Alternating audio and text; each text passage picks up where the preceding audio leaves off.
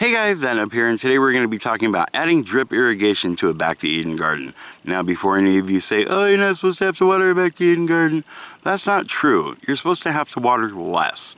And usually it rains enough that you don't have to water at all. But living in the deserts of eastern Washington, we don't get that much rain. So we have to water our gardens. Now, when we use a sprinkler, it doesn't really get down into the wood chips that much. So instead of coming out here every single day and spending 2 hours watering our arborvitae trees, we decided to add in our drip irrigation to give water directly to the tree itself and not to the sand right over there. So today we're going to show you how we did it.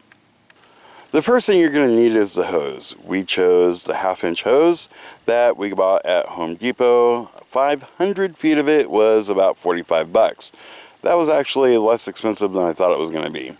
And we rolled it out from here, went all the way down to the fence line way down there, and that came out to about 450 feet or so.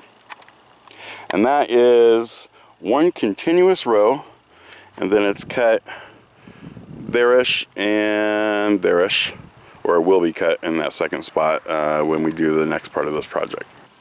The next thing you're going to need is one of these guys right here. This connects the hose for the drip line to the hose or to the faucet of the house. Now that you have a way to get water in one end of the hose, you have to be able to stop it from going out the other end. And that's where this guy here comes in handy. You just kind of squeeze that onto the top, take this, screw it on, and now no water can come out. Next, you're going to need something that will connect one piece of the drip line hose to another piece of the drip line hose. This was used for us when we wanted to put the hose through the fence instead of over the fence. This is one of those types of things. We picked this one here up at Home Depot. And basically the way this works is that you stick your drip line hose through there, hook it onto that, and then this will screw on, tightening it up. Now, I didn't really care that much for this one because my hose came out. And when it came out, I couldn't get this back off. It really sucked getting that off. So I went back to the ones that we originally got, these ones we got at Lowe's, and the way this one works is that you put your hose on here and then unscrew it over top, trapping the hose in there and keeping it nice and tight.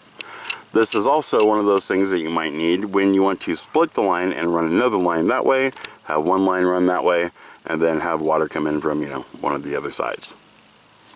The next thing you're going to need is one of these guys here. This is going to be a time saver for you. This is what pokes the hole into your drip irrigation hose.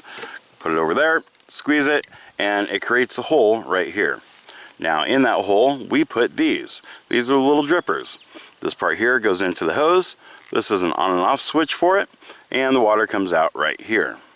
So we are going to put one of these in right here. Even though I don't have a tree right now for this spot, it isn't going to hurt to have a little water go into there, or I can just turn it off, and eventually this is the next spot we're going to put a tree.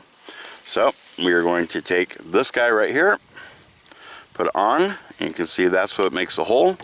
Now I found it easier to give this a little pinch that way when you're doing it, because it likes to pinch that way and stop the hole from being made. But that time we were successful. So we have a hole in there now. We're going to take this, push it into the hole. There we go. And now we have installed our drip. If we turn it up like that, the water is going to squirt out of it. And if we keep it down like that, it shuts off that valve. Now there's a couple other things that you can get. Let's say I have a bush way over there that needs some water, but my drip irrigation line is over here. Instead of putting this little guy on, we can put a smaller hose onto that, which will take water out to the bush, and then put one of these or some other head on there to give that plant or that bush water. Another thing you might need, which we didn't in this case, is a pressure reducer. Since we put 450 feet all the way down, and we're putting 100 of these drips into the system, we didn't need to relieve any of our pressure. But you don't want these things just popping out because you only put one in and you have 60 psi coming out of the tube. So you can get a pressure reducer that goes between the faucet and this drip hose, so that will reduce how much pressure is coming out and you don't start popping all these things out along the way. So let's turn it on and see this thing in action.